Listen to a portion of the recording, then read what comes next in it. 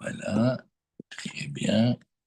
Alors, nous allons reprendre le passage des Hashem où on a vu que y a quelque chose qui se passe dans les eaux. Et il y a des lettres qui se gravent à l'intérieur des eaux et qui viennent se retourner contre la personne. Et la réponse, elle est quand on va faire vidouille devant Talmid Chacham, quand on va raconter, on va oser raconter devant le Talmid Chacham et ce qu'on a fait de pas bien. Voilà. Alors maintenant, voilà, venez, on relit le passage. On va relire. euh, hum, on va relire le passage de Hot Ré rapidement. On révise. On révise Hot Ré. Alors on regarde ici. L'écoutez Moharan dans la Torah 4, Bezrat Hashem, et nous reprenons à partir de la lettre 5, et après on va enchaîner. On a vu hier le passage de cette Torah, qui est Kulo Chidush, c'est des choses que Akadosh Baruch Hu, il nous donne en cadeau. Et Bezrat Hashem, qu'on soit réceptif et qu'on soit bien, bien prêt à recevoir. Et il dit comme ça. Les fautes de l'homme, elles sont dans ses os. Et comme il y a marqué, voici que leur faute, elle était gravée sur leurs os. Et même, on va voir pas seulement sur les os, mais dans les os. C'est-à-dire, il y a quelque chose qui se passe dans le corps de l'homme avec son squelette, avec son ossature. Maintenant, chaque Avera, on a vu comment Rabbi Nachman il a parlé dans le Likutei Moharan, comment il a dit que c'est des associations de lettres. Les associations de lettres, elles sont, par exemple, le passouk de la Torah qui nous dit de faire attention. Quand, par exemple, le verset, il nous dit Lo yelecha Elohim acharim, il n'y aura pas d'autre Dieu, tu n'auras pas d'autre Dieu devant moi. C'est des lettres de la Torah. Maintenant, quand on l'applique, ces lettres de la Torah, elles sont en nous, elles sont dans notre âme et dans notre corps, et elles fonctionnent avec toutes les lumières et toutes les bénédictions qu'elles amènent. Maintenant, si jamais on transgresse, qu'est-ce qui se passe? En fait, on fait bouger les lettres, on les permute avec des systèmes incroyablement riches et complexes que Akadosh Baruch Hu, il a créé dans le monde. Et maintenant, la trace de la faute, elle est gravée dans les eaux. Et c'est ce qui s'appelle Avera. Avera, ça veut dire passer de l'autre côté. Et alors, il y a quelque chose qui se grave à l'intérieur des eaux. Et maintenant, qu'est-ce qui s'avère? Il s'avère que la parole, la belle parole de la Torah, Hachem, il m'a dit, ne fais pas ça, ou fais ça. Mais maintenant, on parle de ne fais pas ça. Alors, je l'ai tiré, Chazou Shalom, et je l'ai mis dans des mondes d'impureté. Et donc, en fait, la royauté d'Hachem, c'est sa parole, c'est ce qu'il nous a dit, c'est la Torah. Je l'ai pris et je l'ai rentré dans une prison impure très, très dangereuse. Et donc, qu'est-ce qui se passe? J'ai rentré la royauté d'Hachem là où il ne fallait pas. Et en même temps, Chas Shalom, on donne de la force aux forces impures. Alors, c'est ce qu'il t'a dit ici, quand il a dit, tu vois, je te donne un exemple. Si quelqu'un transgresse l'interdit de lo yelecha, et lo yelecha Elohim acherim al panai, c'est un des premiers psukim de la Torah des 10 paroles. Et maintenant, qu'est-ce qu'on a fait? La personne, elle a été s'attacher, se coller, à une idole, ou une idolâtrie, ou quelque chose dans le genre. Alors, qu'est-ce qu'il a fait? Ben, la belle association des lettres qui sont la parole d'Hachem, de la royauté, ben, qu'est-ce qu'on a fait? On les a permutées, tournées, changées, modifiées, formatées, je ne sais pas comment on dit, et on les a fait être prisonnières, on les a rentrées dans les mondes d'impureté, et là, ils ont pris de la force, et ils ont donné de la force au monde d'impureté. Et ils créent des associations, le contraire du bien, et ça se grave dans les eaux. C'est bidiouk ça, la Torah de ce matin. C'est que l'histoire du Baal Shem Tov, il faut la refaire et la refaire et la refaire, mais elle est incroyable. Voilà, le Baal Shem Tov, en personne, il s'est déplacé pour aller sauver quelqu'un. Kadosh Baruch Hu, il donne aux tzadikim la force de décréter dans le monde. Et il peut enlever une maladie, il peut sauver quelqu'un de la mort, il peut le faire. Donc il a été. Mais sur le chemin, la personne qui est venue le chercher pour aller bénir est le grand malade. Et elle lui dit, mais je ne comprends pas, toi-même tu nous as dit que quand quelqu'un il fait une vraie tchouva complète comme il faut, il revient vers Hachem, eh ben, il n'y a plus de raison, toi, tu as dit, il n'y a plus de raison qu'il ait la trace de la maladie. Alors pourquoi il est mourant maintenant? Alors il a dit, parce qu'il lui manque quelque chose. Il n'a pas raconté sa faute devant un tzaddik, devant un Talmid Chacham. Et il lui a dit, s'il arrive à le faire, il va vivre. Et s'il s'entête, il va pas vivre. Et bidiouk, ça s'est passé comme ça. Et qu'est-ce qu'il avait comme maladie? Il avait un truc dans les os. Et il a commencé à avoir très mal et il est mort. Ça, c'est l'histoire terrible du Baal Shem Tov. Maintenant, ici, Rabbeinu dans la Torah, il explique. Et pourquoi il avait mal dans les os? Et pourquoi son truc, il s'est empiré si vite? Et pourquoi, par 3 fois, le Baal Shem Tov, il lui a proposé, il lui a dit, bon, allez, raconte. Raconte ce que Hachem, il sait. Raconte ce que toi, tu sais. Et raconte ce que moi aussi, je sais. Donc, tu vas pas me surprendre en me racontant. Je vais pas faire, oh là là, qu'est-ce que tu as fait? Je sais. Et on a juste besoin que tu parles et tu racontes. Ça s'appelle le vidouille dvarim lifnei tamid chacham. Voilà qu'est-ce qu'on a besoin. Apparemment, tellement il pouvait pas, tellement je ne sais pas pourquoi, eh bien, et voilà ce qu'elle a fait. Alors, il explique ici que cette trace de cette permutation, elle se retourne contre l'homme et elle vient se venger de lui, et c'est à cause de ça qu'il a ses souffrances. Comme il y a marqué, avonotechem hitu ele. C'est vos fautes qui vous ont amené ces épreuves-là et ces souffrances-là. Urtiv, Temotet Rachara, et c'est ce qu'on voit ici. Il y a quelque chose de la trace de la faute. Donc, ce que nous, on cherche, c'est à la faire disparaître, même cette trace-là. Et cette trace-là, c'est celle du Ridouche, du Baal Shem Tov et du Rabbi Nachman, que je retrouve également, il dit, voilà, c'est ça qu'il faut arranger.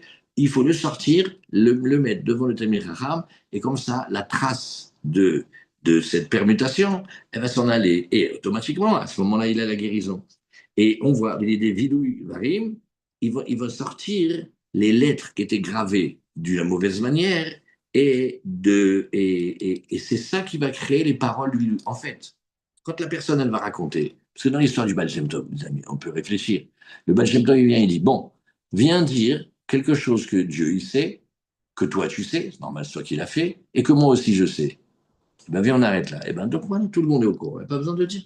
Et en plus, il a déjà fait tout ce que la loi juive demande. Il a regretté, il a décidé de ne plus refaire. Il a même raconté devant Hachem. Voilà, c'est tout. Qu'est-ce qui lui manque maintenant? Il lui manque cette étape-là. Et là, le secret de Rabbi Nachman, c'est dire, il t'explique qu'est-ce qui s'est passé dedans, en dedans. Et voilà. Et donc, on essaye de faire sortir les lettres qui ont été permutées de ces os. Et ils ont été gravés sur les os.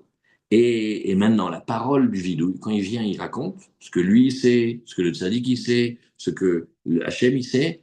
En fait, il reformule ces paroles-là qui ont été tournées et il les sort de lui.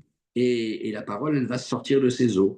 Et ça, on le sait, puisqu'on a vu ensemble hier que David Ameller, quand il parle, il dit tous mes os, ils vont te raconter. Donc on voit que David Ameller, il n'a pas eu peur de dire que les os, ils parlent. C'est pas une image, c'est pas une manière de parler. Ça s'appelle Bémet, il parle vraiment. Et il détruit la construction qui a été faite à l'envers et qui est mauvaise, ou bon, et même Malchut Degdusha. Voilà comment il va construire la royauté du côté de la sainteté. Et maintenant, voilà, ça c'est le premier passage. Sur ce passage-là, il y a beaucoup, beaucoup, beaucoup, mais on regarde juste un petit peu ici.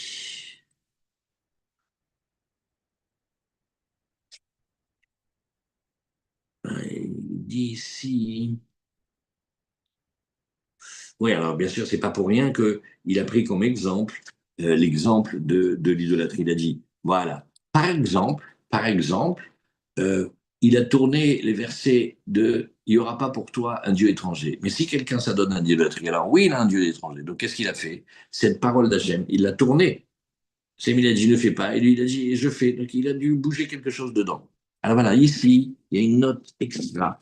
Il y a un livre qui est tellement magnifique. C'est un des plus anciens livres qu'on a dans le monde. Il s'appelle le Sefer Yetzira. Et le Sefer Yetzira, on l'attribue à Avraham Avinu. Bon, c'est des livres c'est un des premiers livres des secrets de la Torah. Et il a dit, ouais, c'est là où il explique, et il y a un des commentaires qui explique, il te dit, tu sais, la neshama. Tu sais comment elle est faite? Elle est composée de lettres saintes. chaque personne, son âme, eh ben, elle est composée des lettres de la Torah. Et elles sont comme ça. Yaase otam ha'adam vahai ba'em. L'homme, il va faire les mitzvot de la Torah, qu'Hachem lui demande, et il va vivre au travers de ces mitzvot. C'est-à-dire que la vitalité de son âme en haut, avec toutes les âmes, elle vient, et ici, elle lui donne de la vitalité, et c'est comme ça qu'il va vivre. Et c'est de là que l'homme, il reçoit de la vitalité, de la force, du bonheur. Et la neshama, elle vient et elle donne de la force à chacun de ses membres. Et cette force-là, elle vient, mamash d'Hachem. Mais maintenant, alors, qu'est-ce qui se passe? Quand on transgresse le mot passer de l'autre côté, c'est qu'on bouge les lettres qui composent nos âmes. Mamash, c'est comme ça qu'il a écrit là-bas.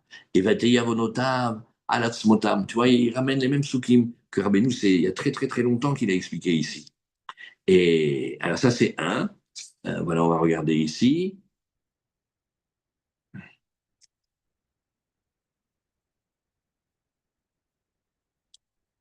Bon, après, pourquoi ça touche les os? Ça, on a déjà appris avec Albert que, en fait, plus on est dans l'intériorité, il y a les os, et après, il y a les tendons et les muscles, la chair, et après, il y a la peau. Vous voyez, ça va comme ça, du plus intérieur au plus extérieur. Et donc, où est-ce que c'est gravé? Gravé dans la partie la plus intérieure de lui. Et la partie la plus intérieure de lui, c'est ses os. Mais maintenant, on va regarder un deuxième passage. Celui-là, il demande beaucoup de temps. C'est celui-là, comment il a fait Rabbeinu? C'est un casse-tête. Mais juste, nous, on le fait simplement, et on a vu, et on révise juste ce passage-là, et c'est ce qu'il a dit ici, au moment où nous, on va dans le désert.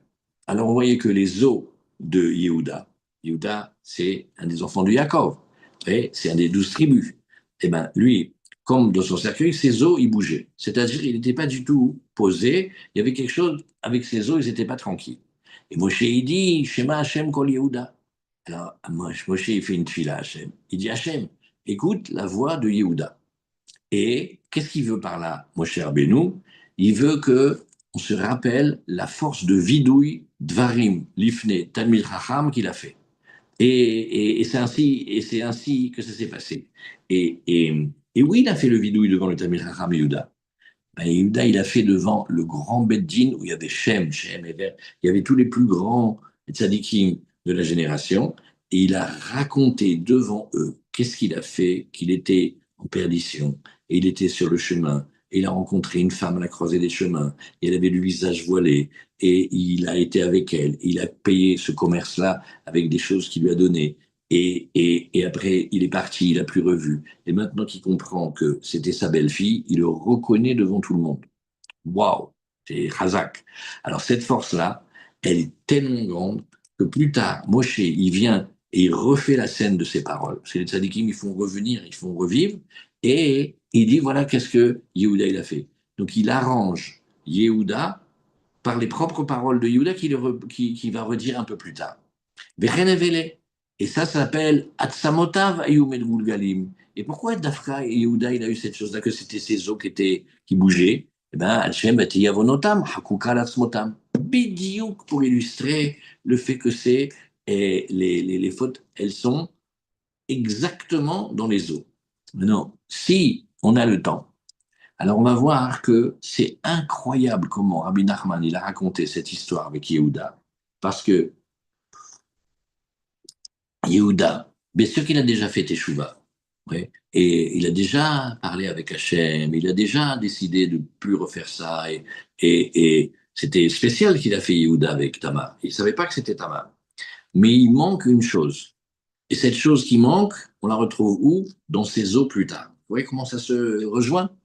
Et grâce au vidouille, ça s'est arrangé.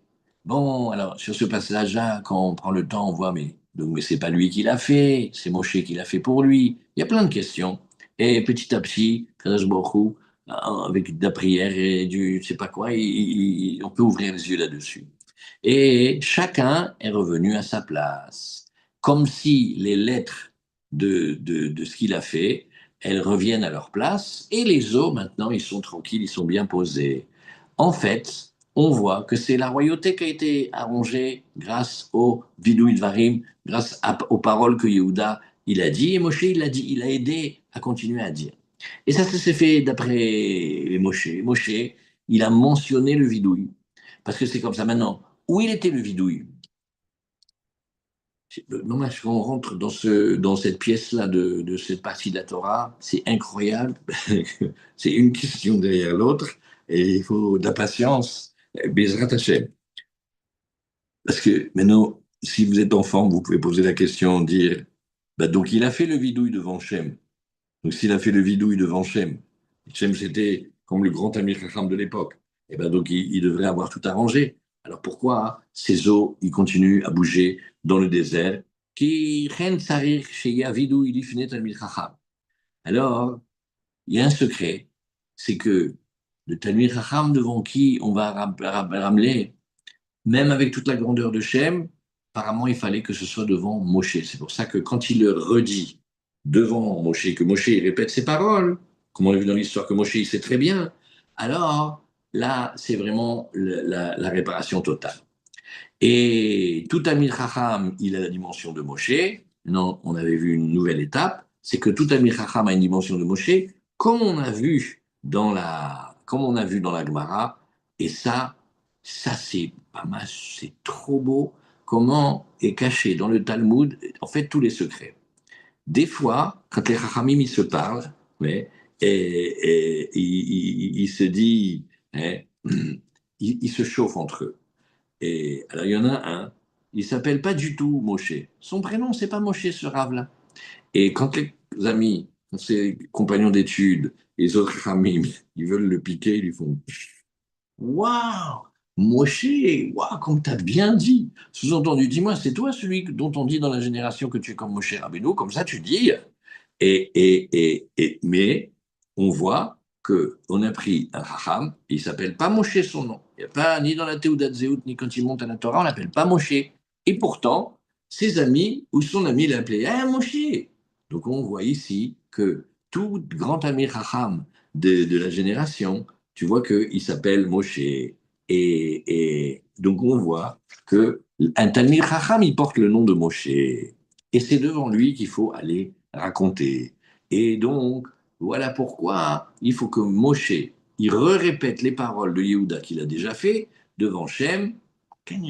Il nous faut Moshe Rabbeinu. Ces choses-là, il nous faut le Talmid Chacham dont on parle, le Talmid Chacham dont on parle, il faut que ce soit mamash, quelqu'un de très grand. Et on va voir. Oh, regarde. Oh là là, il ne faut pas toucher rien du tout là. Alors, Comment ça va? bon, Rachel, En off. l'écoutez-moi, Aran, dans la Torah d'Alet, on reprend Bédiouk là où on vient d'arriver, et on est arrivé à Hot Vav, voilà. Mais là, voilà, ça c'est le Talmid Chacham dont on parle, c'est mamash quelqu'un de grand, mais après, ça c'est plutôt quand on va parler entre nous, quand on va parler avec les amis, et il faut prendre le temps de bien discuter. Ça veut dire, Hachem, il veut qu'on fasse le vidouille. Vidouille, il veut qu'on raconte Bédiouk ce qu'on a fait. Et alors, il faut faire une réunion avec des amis, il y avait envie d'étudier ensemble.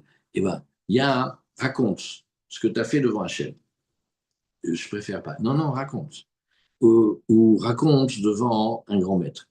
Non, non, je préfère pas non plus. Les deux, c'est très difficile. On a vu dans l'histoire du Baal Shem Tov, apparemment, ça touche parler, mais le point le plus profond de soi. Pas seulement ce qu'on a fait, mais qu'est-ce que ça touche? Ça veut dire où on a été.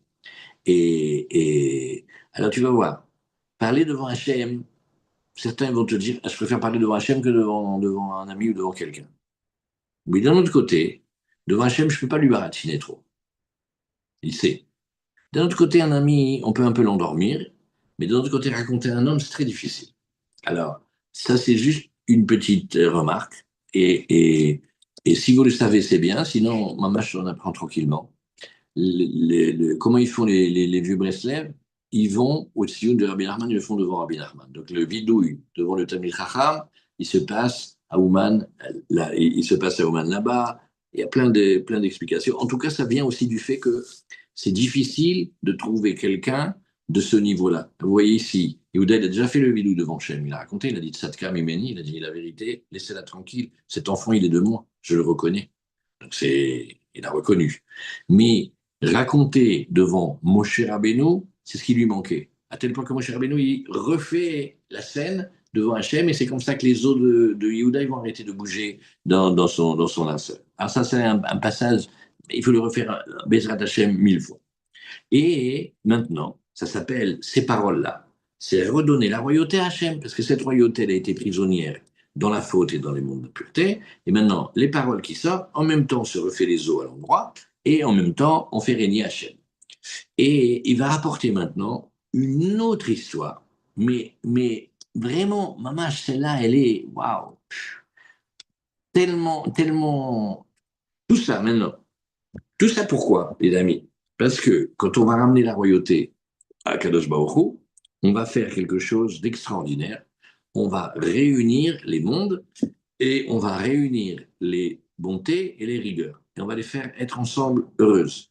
Et ça s'appelle dans notre vie que Bezrat Hashem, Kadosh Baruch Hu, il va nous envoyer un moment, une époque, et une manière d'être bientôt, que on est capable de faire la bracha, Hatov, la métive, sur tout ce qui nous arrive, même les contrariétés, même les shalom. Ça s'appelle pourquoi? Parce que quand l'homme il sait que tout ce que Hachem il lui envoie, c'est pour son bien, il est capable de louer autant Yud Kevavke que Elohim. Les deux. Mais non, mais maintenant, non.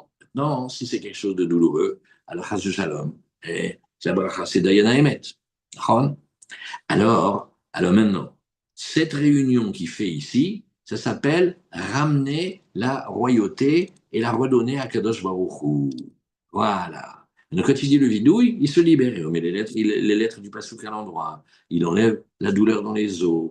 Et il a la vie et la santé, etc. Et maintenant, et il y a une étape. Et ça, cette étape, vous avez l'habitude maintenant, vous voyez, avec le Baal Shem Tov et avec Rabbi Nachman.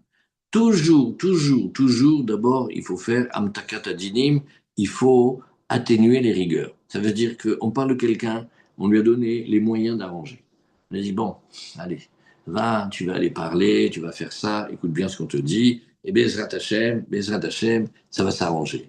Il y a une chose qu'il ne faut pas oublier, c'est que quand on fait n'importe quoi, on met en colère l'autre, ou la femme, ou les enfants, ou Dieu, ou le monde. Il faut d'abord calmer la colère.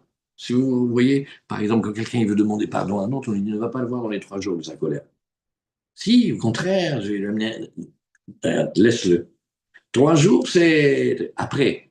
Maintenant, prie, prépare-toi, et demande à Hachem qui t'aide, etc. Mais il y a d'abord calmer la colère. Et calmer la colère, ça se fait avec des moyens. Alors, maintenant, dans Haute Vav, on va voir ce point-là. Qu'est-ce qui s'appelle comment calmer la colère? Tout le monde comprend ça, parce que quand quelqu'un a manqué de respect à un autre, mais Bémet, il regrette. Là, ça y est, mais il regrette. Il dit plus jamais de ma vie, mais comment j'ai été bête et je demande pardon, etc. Donc, lui, il est prêt à venir proposer sa demande de pardon à celui qui l'a fâché.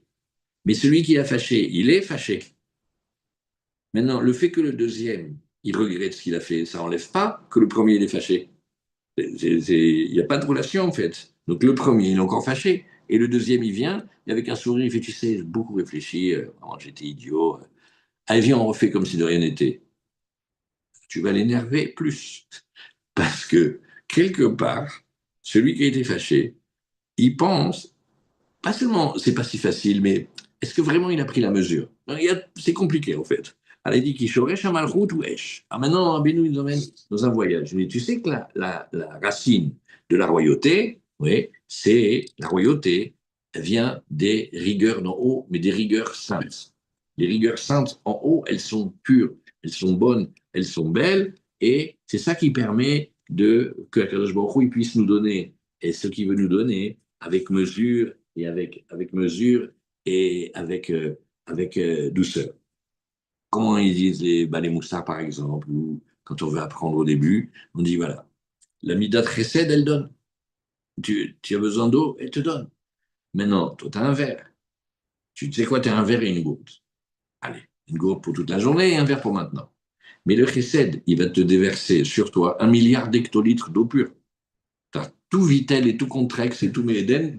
C'est ça le chesed, il n'arrête pas. Le chesed, il donne, il compte pas. Maintenant, qu'est-ce qu'elle dit la Gvoura dans la Gvoura Sainte fait attends, c'est quoi la cavode, mais là, pour le moment, il a besoin d'un verre et de remplir la goutte. Et demain encore, et à la même heure, et comme ça. Donc, tout ce qui va être de donner un cadre, oui, non, quand, comment, où, quelle forme, ça, c'est les Gvourot saintes. Maintenant, les Gvourot saintes d'en haut, on les associe à l'élément de feu. Ça vient du Hesh. Ce Hesh, il est très beau, il est très pur, il peut donner l'enflammement pour la Torah, l'amour pour Hachem, pour ce qu'on aime. Et s'il descend en bas, il dégringole, il dégringole, il dégringole. Quand il arrive en bas, il va donner la colère, les guerres, les horreurs. Parce que c'est des gourottes dures. Les gourottes douces, adoucies, c'est ce qu'on doit faire. Alors il va expliquer maintenant qui shoresh hamalchut ou esh. Et mon cher Mochachmenu, c'est qu'on a le bracha, lama ta'a nevad. Et là, ouais, là, il faut accrocher les ceintures, parce que pour illustrer ça, il va aller chercher, ouais, il va aller chercher, il y a il s'appelait Nevat, en fait c'est Sheva Ben Bokri, et il a été organisé une grande révolution contre David Ameller, et on se pose la question, mais d'où il a trouvé cette force, Michal d'oser? C'est ce que ça veut dire, se révolter contre le roi. Ah non, il a été et tout. Et parce que il a vu, ouais, et il a vu, ils sont comme dans un rêve, il a vu que de son membre, du Brit Mila, il sortait du feu. Il a dit ça, s'il y a du feu qui sort de moi, ça veut dire que j'ai en moi du feu, ça veut dire que c'est moi le roi. Donc il a vu un signe que, et c'était lui le roi. Et donc tu vois que la royauté, elle s'associe au feu. Oui. Et il dit c'est normal parce que la racine première de la royauté, c'est un feu. La Torah nikret esh, et n'oublie pas que la Torah aussi, elle est appelée un feu. Chez Misham à Malchut. Et c'est du feu de la Torah que vient la vraie royauté. Que Moshe Katuv alo kod devari kaesh. Comme ça, il a dit à Hachem, il a dit à Jérémie, au prophète Jérémie, il a dit, mais tu sais, moi, ma parole, elle est comme un feu. Donc il y a le feu de la Torah. Et elle est la royauté aussi. Urti bi mlachim imlochu. Et c'est grâce à la Torah que les rois, Béhémet, ils règnent. Donc, la royauté vient de la Torah. Ça, il faut savoir et répéter 1 million de fois. La royauté, toute royauté, elle vient de la Torah. Maintenant, est-ce qu'elle vient de la Torah et elle est restée dans la pureté, ou est-ce qu'elle a voulu la royauté? Ça, c'est encore une autre affaire. Mais la royauté, elle vient. Et Ve'ikar Torah, hem, Atalmidei Chachamim. Maintenant, où elle est la Torah? La Torah, elle est chez ceux qui étudient la Torah, chez les Talmidei Chachamim. Et parce que les Talmidei Chachamim, comme le Sefer Torah, on a pris des lettres et on a écrit dessus, la Torah, elle est gravée dedans les Talmidei Chachamim. Et moi, Shamo Chachamim nous a les bracha, Tama Tipshae, ça c'est la fin de ma côte. La Gemara a une réflexion trop forte, elle dit, ouais, mais comment ils sont bêtes, les gens des Kaimé Mikame Sefer Torah. Tu leur amènes un Sefer Torah, ils se lèvent, ils ont un respect incroyable. Ils voient passer un homme, que c'est un vrai Sefer Torah, il est imbibé de Torah, il ne se lève pas devant eux. Et Velo Kame Mikame Surba Mirabanan. Ça, c'est Béhémet. Donc, qu'est-ce que ça veut dire? Ça veut dire qu'ils n'ont pas cette intelligence de voir que la Torah qu'Hachem nous a donnée, et la Torah qu'il y a dans le livre, et la Torah qui est imbibée à l'intérieur d'un Talmid Chacham, c'est les mêmes. Et il faut respecter.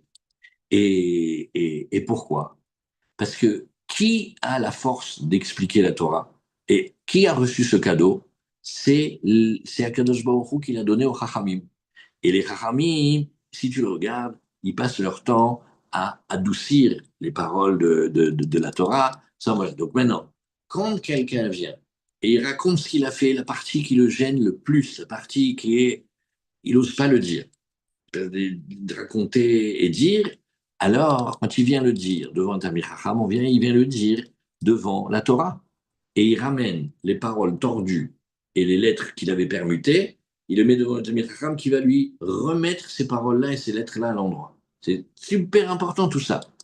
Et donc, le feu de la Torah, il va brûler le feu de la royauté impure. Voilà ce qui va se passer. Et d'ailleurs, ça on le laisse pour demain, c'est ce que tu vois.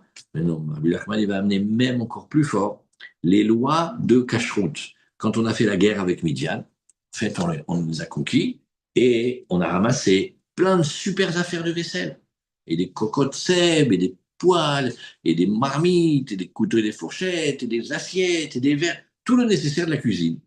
Et alors maintenant, mais eux, ils ont mangé dedans des choses que nous ne mangeons pas. Comment on fait pour arranger? On va tout jeter? Elle dit, ça dépend. Des fois, il y a des choses, tu peux rien faire d'autre que jeter. Si c'est des affaires en terre cuite et tout ça, non. Mais, kol davar asher yavo ba'esh, taviru ba'esh. Tu vois, toute chose que son utilisation elle est faite avec le feu, quand tu veux le cachériser, tu veux le cachériser avec le feu. Tu vois, tu as une broche, ils l'ont utilisée pour piquer et cuire des choses que nous, on ne mange pas. Ben nous, maintenant, on va le passer au feu. Et en passant au feu, le feu, il va ranger le feu. Et là, c'est ce qu'il te dit ici. Kol davar asher yavo ba'esh, taviru ba'esh, fais juste le trailer de demain, c'est que davar, c'est la royauté et le dirigeant, et on arrange la royauté impure en la brûlant par la royauté pure. Voilà, voilà, voilà un petit peu. Et voilà, Kazakh. Allez, bonne journée.